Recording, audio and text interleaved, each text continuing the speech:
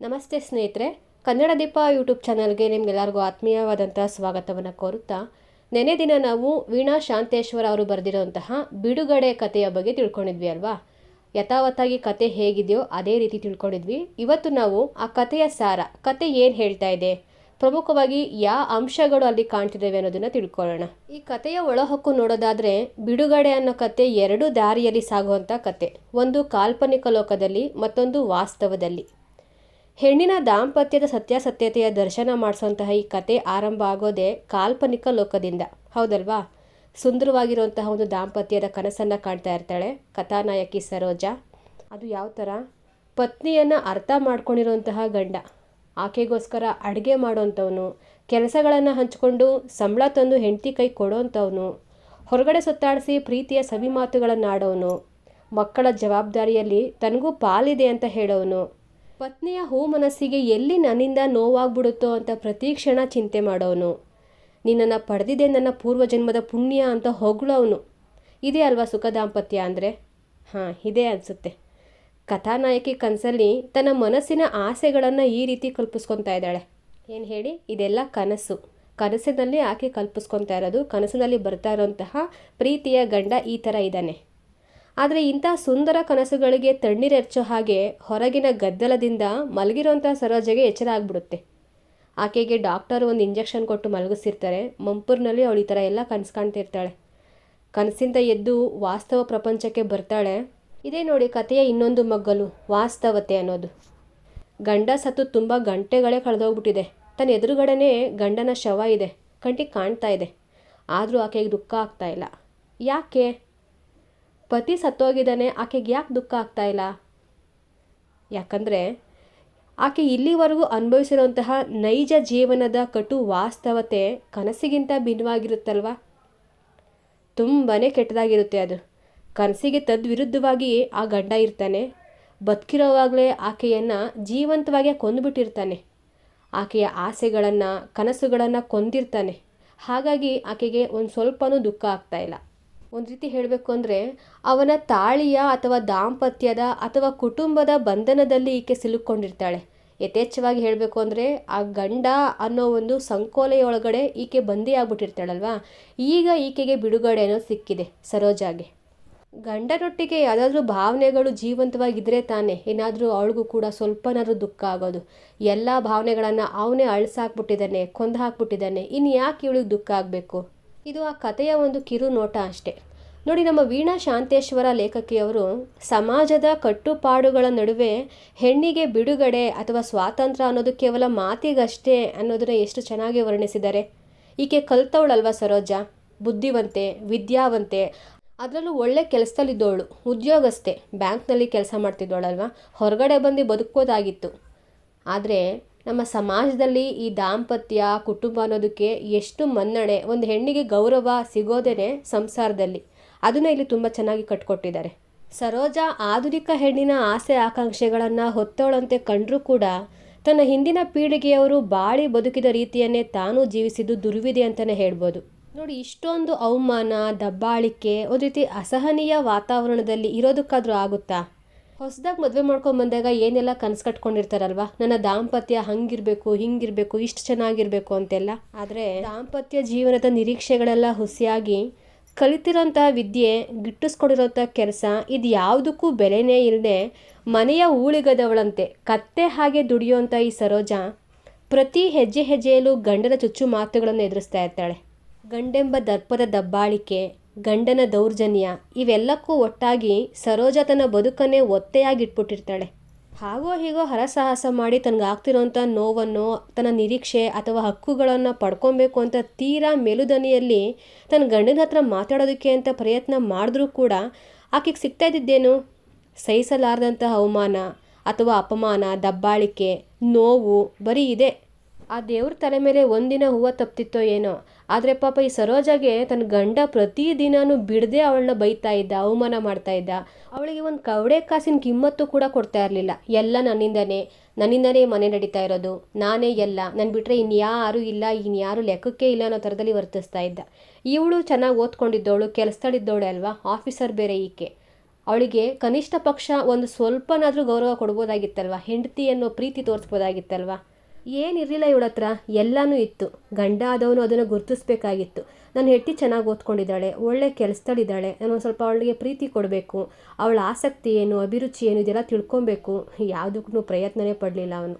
ಅವನ ಕಡೆಯಿಂದ ಆಕೆಗೆ ಬರೀ ನಿರ್ಬಂಧನೆ. ನೀನು ಅದು ಮಾಡಬೇಡ, ಇದು ಮಾಡಬೇಡ, ಅಲ್ಲಿಗೆ ಹೋಗಬೇಡ, ನೀನು ಆಫೀಸರ್ ಆದರೆ ಏನಾಯಿತು, ಅವ್ರ ಜೊತೆ ಮಾತಾಡಬೇಡ, ಇವ್ರ ಜೊತೆ ಮಾತಾಡಬೇಡ, ಬರೀ ಇಂಥವೇನೇನೆ.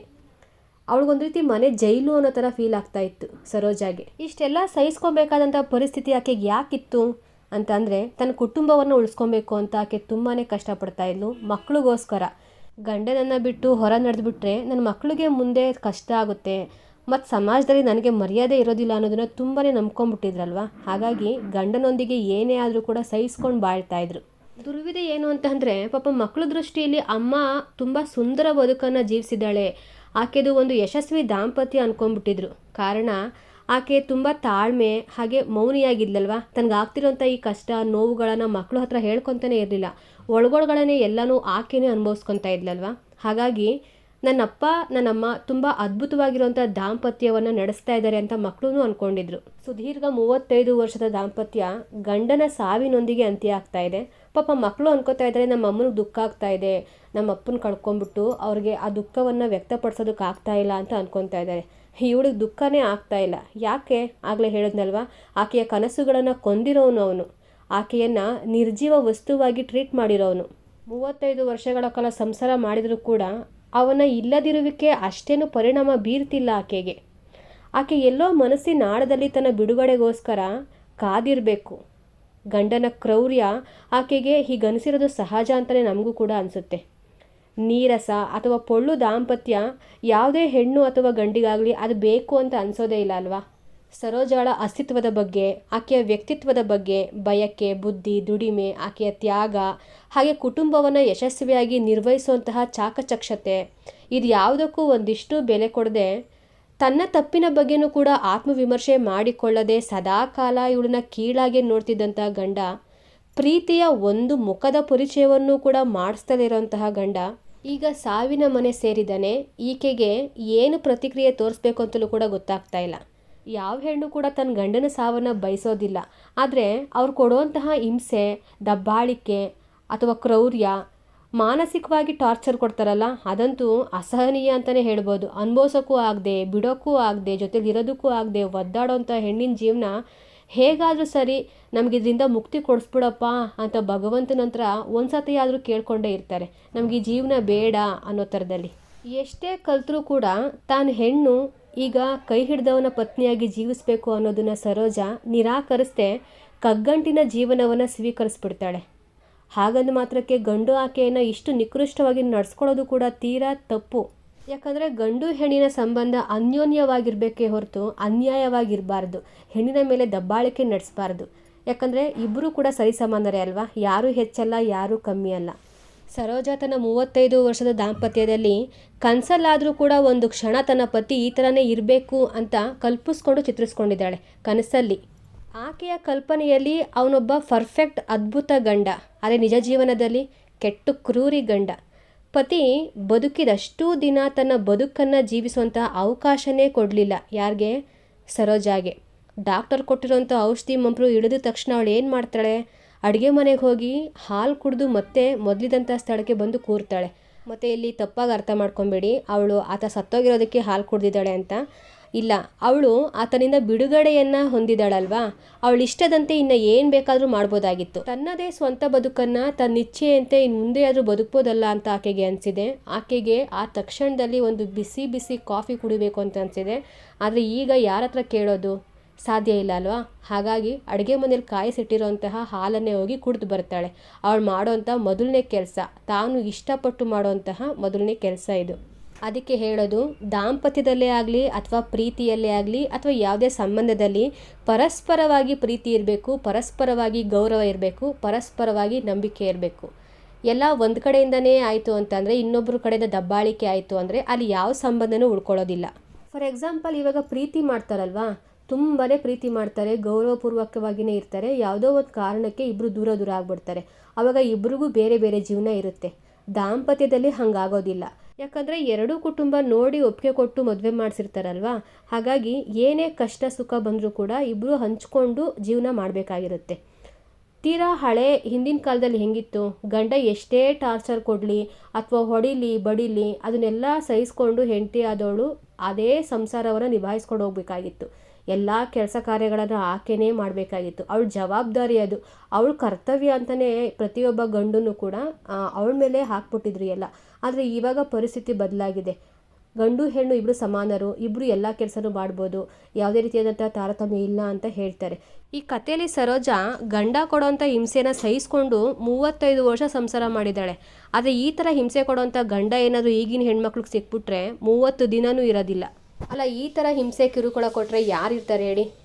ಇವಾಗ ಅಕಸ್ಮಾತ್ ಏನಾದರೂ ನೋವು ಮಾಡಿದ್ರು ಕೂಡ, ಬೇಜಾರು ಮಾಡಿದ್ರು ಕೂಡ ನೆಕ್ಸ್ಟ್ ಸೆಕೆಂಡ್ ಅಥವಾ ನೆಕ್ಸ್ಟ್ ಡೇನಾದರೂ ಸಾರಿ ಕೇಳ್ತಾರಲ್ವ, ಸಾರಿ ಬೇಜಾರಾಯ್ತಾ ನನ್ನಿಂದ, ಇನ್ನೊಂದ್ಸತಿ ಹಂಗೆ ಮಾಡೋದಿಲ್ಲ ಅಂತ ಹೇಳಿಬಿಟ್ಟು ಮತ್ತೆ ರಿಪೀಟ್ ಮಾಡಿದ್ರು ಪರವಾಗಿಲ್ಲ. ಆದರೆ ಸಾರಿ ಕೇಳ್ತಾರಲ್ಲ, ಬೇಜಾರಾಯ್ತಾ ನಿನಗೆ ಅಂತನಾದ್ರು ಕೇಳ್ತಾರಲ್ಲ, ನೀನು ತಿಂದ ಉಂಡ ಅಂತ ವಿಚಾರಿಸ್ಕೊತಾರಲ್ಲ, ಅವ್ರ ಜೊತೆ ಇರ್ಬೋದು. ಹೆಜ್ಜೆಗೂ ಅವಮಾನ ಮಾಡೋದು, ಕಿರುಕುಳ ಕೊಡೋದು, ಟಾರ್ಚರ್ ಕೊಡೋದು, ನೀನು ಅಲ್ಲಿ ಹೋಗ್ಬೇಡ, ಇಲ್ಲಿ ಹೋಗ್ಬೇಡ, ಇದು ಮಾಡಬೇಡ, ಅದು ಮಾಡಬೇಡ, ಇದೆಲ್ಲ ಕೇಳೋದು ಒಂದು ರೀತಿ ಹಿಂಸೆ. ಸರೋಜಳ ಆರೋಗ್ಯದ ವಿಷಯದಲ್ಲೂ ಎಷ್ಟು ಕೇರ್ಲೆಸ್ ನೋಡಿ ಗಂಡಂದು. ಒಂದು ವಾರದಿಂದ ಹುಷಾರಿಲ್ಲ ಅಂತ ಮನೇಲೇ ಬಿದ್ದಿದ್ದಾಳೆ. ಡಾಕ್ಟ್ರು ಕರ್ಕೊಂಡೋಗಿ ತೋರ್ಸೋಣ ಅಂತ ಇಲ್ಲ, ಮಾತ್ರೆಗಳನ್ನ ನುಂಗಬೇಡ ಅಂತ ಹೇಳ್ತಿದ್ದಾನೆ. ಹಳ್ಳಿ ಹೆಣ್ಮಕ್ಳನ್ನ ನೋಡಿ ಕಲ್ತ್ಕೋ ಅಂತ ಹೇಳ್ತಾನೆ. ಪಾಪ ಇವನಿಗೆ ಗೊತ್ತಿಲ್ಲ ಹಳ್ಳಿ ಹೆಣ್ಮಕ್ಳಿಗೆ ಅವ್ರ ಗಂಡಂದ್ರು, ಅವ್ರ ಅಪ್ಪಂದ್ರು, ಅವ್ರ ಅಣ್ಣಂದ್ರು ಎಷ್ಟು ಚೆನ್ನಾಗಿ ನೋಡ್ಕೊತಾರೆ ಅಂತ ಅಂದ್ಬಿಟ್ಟು. ಅದೇ ಆರೋಗ್ಯ ಅವನ ಕೈ ಕೊಟ್ಟಾಗ ಇನ್ನು ನಾಳೆ ಬರೋಂಥ ಜ್ವರ ಮುನ್ಸೂಚನೆ ಏನೋ ಒಂದು ಸ್ವಲ್ಪ ಅವನಿಗೆ ನೆಗಡಿನೋ ಶೀತನೋ ಆಗಿಬಿಟ್ಟಿದೆ, ಮೈ ಸ್ವಲ್ಪ ಬಿಸಿ ಆದಂಗೆ ಆಗಿಬಿಟ್ಟಿದೆ. ಆಗಲೇ ಓಡೋಗಿ ಡಾಕ್ಟ್ರನ್ನ ಕರ್ಕೊಂಬ, ನೀನು ಕೆಲಸಕ್ಕೆ ರಜೆ ಹಾಕ್ಬಿಡು, ನಂಗೊಂದು ಸ್ವಲ್ಪ ರವೆ ಪಾಯಸ ಮಾಡಿಕೊಡು, ಕಾಲೊತ್ತು ಕೈಯೊತ್ತು ಬಿಸಿನೀರು ಕಾಯಿಸ್ಕೊಡು, ಹೀಗೆಲ್ಲ ಉಪಚಾರ ಮಾಡಿಸ್ಕೊತಾ ಇದ್ದಾನೆ. ಪತಿಯ ಉಪಚಾರ ಮಾಡಬೇಕಾಗಿರೋದು ಹೆಂಡತಿಯ ಕರ್ತವ್ಯ, ಒಪ್ಕೊಳ್ಳೋಣ. ಹಾಗಂತ ಹೆಂಡತಿಗೆ ಸ್ವಲ್ಪ ಕನಿಷ್ಠ ಪ್ರೀತಿನಾದರೂ ಕೊಡಬೇಕಲ್ವಾ? ಹಾಗಿದ್ರೆ ಅರ್ಧಾಂಗಿ ಅಂದರೆ ಏನು? ಮದುವೆ ಏನಕ್ಕೆ ಮಾಡ್ತಾರೆ? ಸುಖ ದುಃಖಗಳನ್ನು ನೀವಿಬ್ಬರು ಒಟ್ಟಿಗೆ ಅನುಭವಿಸ್ಬೇಕು, ನಿಮಗೆ ನೀವೇ ಆಸರೆ, ಒಬ್ರಿಗೊಬ್ರು ಬೆಂಬಲವಾಗಿ ಇರಬೇಕು ಅಂತ ತಾನೆ. ಹೆತ್ತವರು ಮಕ್ಕಳ ಜೊತೆ ಕೊನೆವರೆಗೂ ಇರೋದಕ್ಕಾಗೋದಿಲ್ಲ ಅಂತ ಈ ಮದುವೆ ಸಂಬಂಧವನ್ನು ಪರಿಚಯ ಮಾಡಿಸಿದ್ದಾರೆ. ಅಂದರೆ ಗಂಡ ಹೆಂಡತಿ ಜೊತೆಯಾಗಿ ಬಾಳಲಿ ಅಂತ. ಒಬ್ಬರನ್ನ ಒಬ್ಬರು ಚೆನ್ನಾಗಿ ಅರ್ಥ ಮಾಡಿಕೊಂಡು, ಬೇಕು ಬೇಡಗಳನ್ನು ತಿಳ್ಕೊಂಡು, ಮರ್ಯಾದೆಯನ್ನು ಕೊಟ್ಕೊಂಡು, ಒಬ್ರಿಗೊಬ್ರು ಸ್ವಾತಂತ್ರ್ಯ ಇರಬೇಕು. ಅಲ್ಲಿ ನೀನು ಏನು ಬೇಕಾದರೂ ಮಾಡು, ನಾನು ನಿನಗೆ ಸಪೋರ್ಟ್ ಮಾಡ್ತೀನಿ ಅಂತ ಇರಬೇಕು. ಇದೆಲ್ಲ ಇತ್ತು ಅಂದರೆ ಅಲ್ಲಿ ಖಂಡಿತ ಪ್ರೀತಿ ಇರುತ್ತೆ. ಆ ದಾಂಪತ್ಯ ಯಶಸ್ವಿ ದಾಂಪತ್ಯ ಆಗುತ್ತೆ.